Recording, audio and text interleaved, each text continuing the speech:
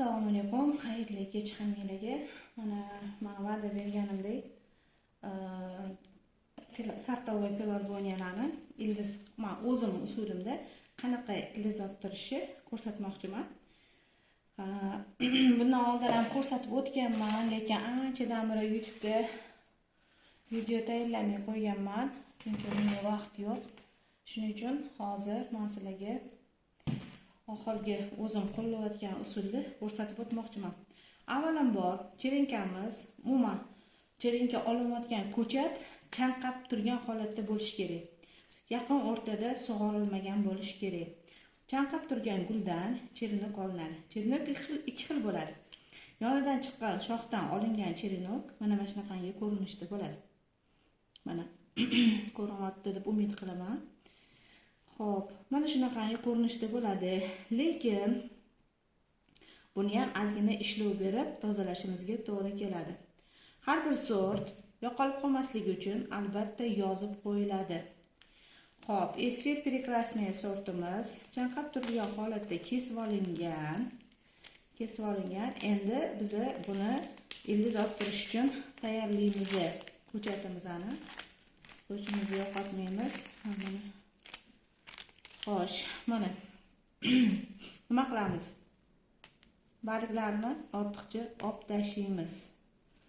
Osonlik bilan sinib chiqadi barglari. Mana tek qismidagi barglarni olib tashlaymiz va o'tkir, juda ham o'tkir bo'lgan jihoz bilan ozgina tegini kesib tekislaymiz. Mana ko'rinayotgan bo'lsa, mana shu har bitta bargi tagida bo'g'im bor. Mana har bitta mana bo'g'imlar bor. Mana shu bo'g'imni tagidan 1 millimetr qoldirib kessangiz, ana shu ildiz otish nuqtasi bo'ladi. Mana shu yerlar ildiz otish nuqtasi bo'ladi. Shuning uchun mana shu yerda ham bo'g'im bor. Mana shunga taqab turib, mana bismillah deb kesib olaman. Sartovoy gerani uchun buni qotgan shox va qotmagan shox bo'lishini ahamiyati yo'q. Shuni inobatga olinglar. Ko'chat bu qanchalik katta, uzun bo'lishi shart emas. U kichkina 2 cm bo'lsa ham, yaxshi shox bo'lsa, albatta ildiz otadi. Mana kesib oldik. Kesib olganimizdan keyin buni mana mayda qirpiqchalarni ham tozalaymiz. Mana tozalaymiz va olib qo'yamiz.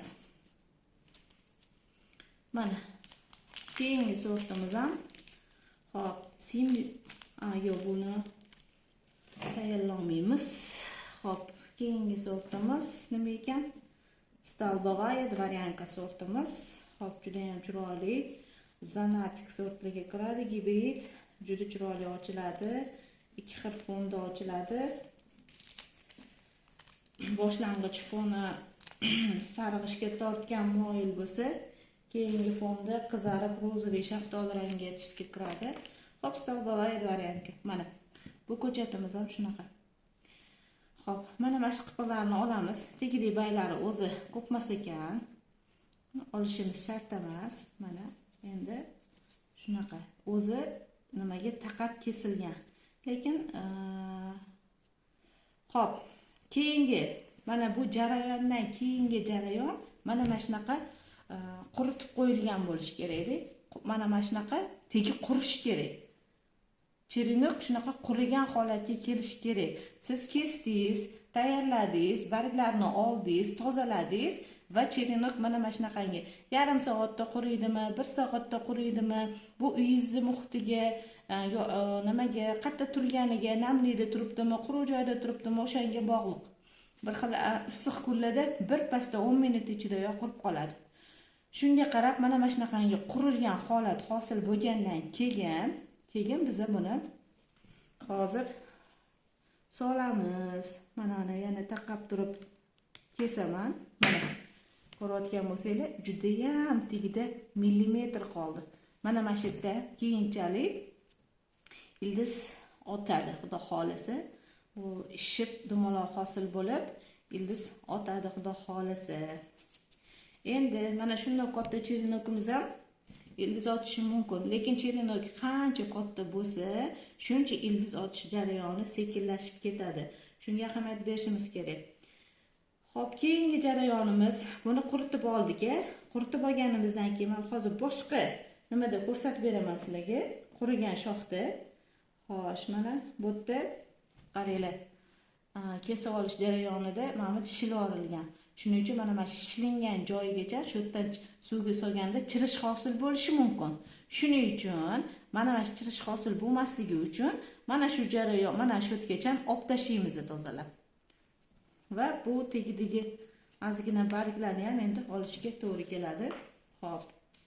Qipiqlarni tozalaymiz va mana shu joyiga taqqab turib kesib olamiz.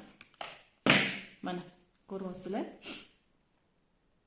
Mana xudo xolisa, cherenok kichkina bo'lishidan qat'iy nazar hamma narsa Allohdan, biz hammasini sababini to'g'ri qilsak, inshaalloh keyin Allohdan yaxshi umid qilishimiz mumkin. Lekin voy men qildim, o'xshamadi deb, o'tmas pichoqni olib, buni ezib yoki to'qqaychida bunga ozor berib, buni ezib, jarohatlab qilish mumkin emas. O'shanda ham men hammasini etilgandek qildim deya olmaysizlar, chunki etilgandek qilmagan bo'lasizlar. Mana endi keyingi qurigan cherenokda men hozir bu endi kesib bo'ldik. Mana shunaqa qilib hamma cherenokimizni sortajlashib ketmasligi uchun yana joyiga qo'yib qo'yaman. Shunaqa qilib mana shu hamma cherenoklarimizni hammasini tozalab suvga qo'yish jarayoniga tayyorlab chiqamiz. Xo'p, endi shunaqa qilib bo'ldik deylik. Shunaqa tozalab bo'ldik deylik. Tegi shunaqa qotib quridi deylik. Misol uchun mash cherenokimiz tegi qurib qotdi. Ana endi nima qilamiz? Endi xo'p 1 litr mana suv olamiz. Oddiy iliq suv. Shunga 1 litr oddiy iliq suvga xohlagan ozuqangiz, xohlasangiz Kemri Lux, xohlasangiz gummi jidki varianti, xohlasangiz quruq varianti, farqi yo'q. Qanaqangi qo'lingizda 20-20, 16-16, qanaqa MPK, любой ozuqani solib aralashtirib olamiz. Menda gummi bor, mana eritib qo'yilgan gummi. Anchadan tashqarida turgani uchun shundan 1 gram tortib olaman mana. Mana 1 gram. 1 gramni shunga solamiz. Qop-qora bo'lib ketdi. Mana chayvoramiz. Mana. Yaxshilab aralashtiramiz. Suvimiz iliq bo'lishi kerak, albatta muzdek suv bo'lishi kerak emas. Endi cherenokimizni razmeriga qarab stakan tanlaymiz. Kichkina cherenoklarga 100 gramlik stakan, katta bo'yli cherenoklarga 400, 500, 200 gramlik stakanlar. Albatta oddiy stakan.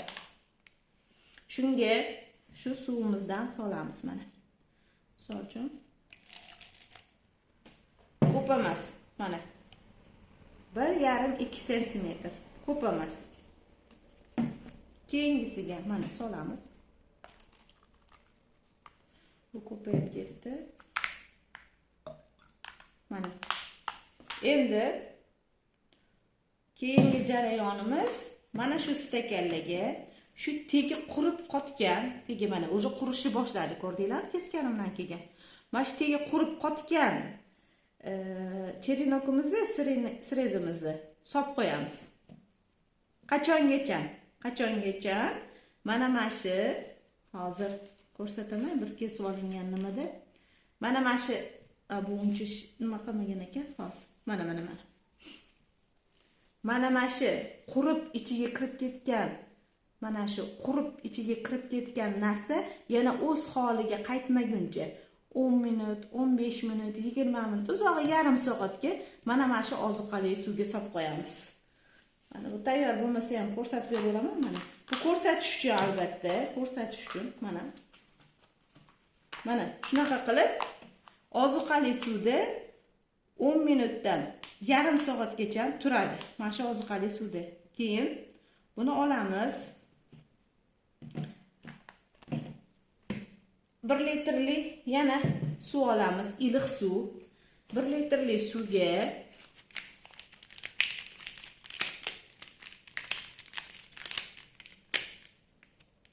ochiq bo'lgani uchun karnavinimni ozlarini nima qilib qo'ygan edim, skotchlab qo'ygan edim.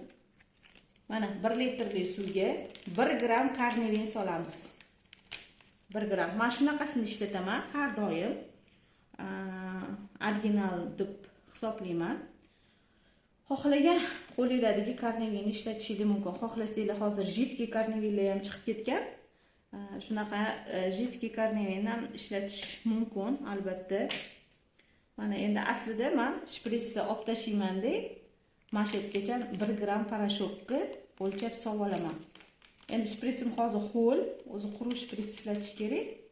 Lekin men solishga harakat qilaman baribir.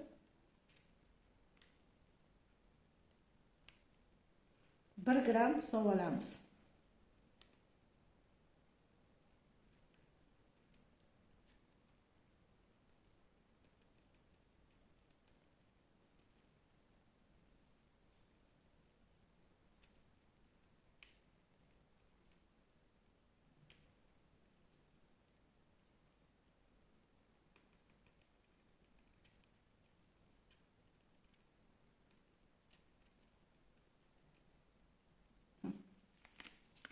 Oddiy karnavin.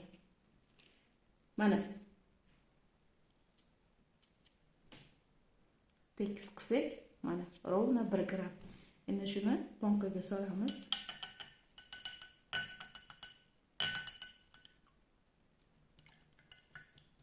Yaxshilab aralashtiramiz.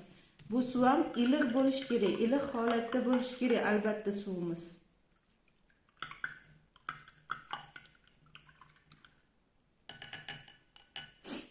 Endi mana bu yarim soatdan beri tayyor bo'lib shishib turgan nimalarimizni, cherenoklarimizni olamiz. Oziqali suvdan olamiz.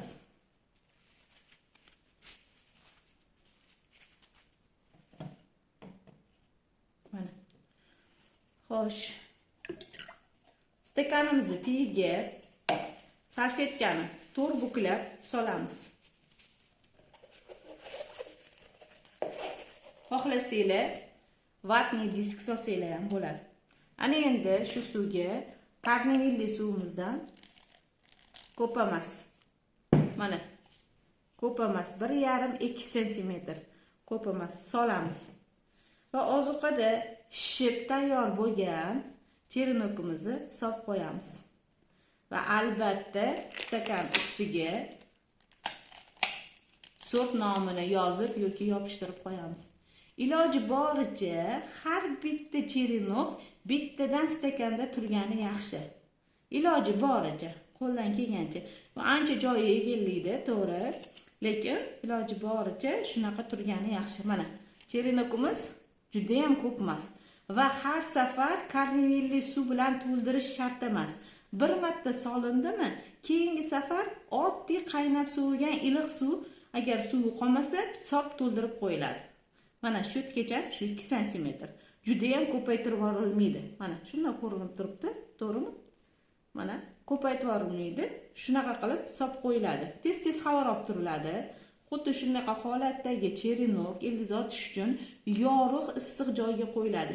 Lekin hozirgi kundagi quyoshlar uje kuydirayotgani uchun issiq joyga qo'yiladi, yorug' joyga qo'yiladi. Lekin bu degani, misol uchun ayrim odamlar podokonnetga qo'yishadi, lekin podokonnetnik beton bo'lishi mumkin, mustik, tegi hali zax bo'lishi mumkin.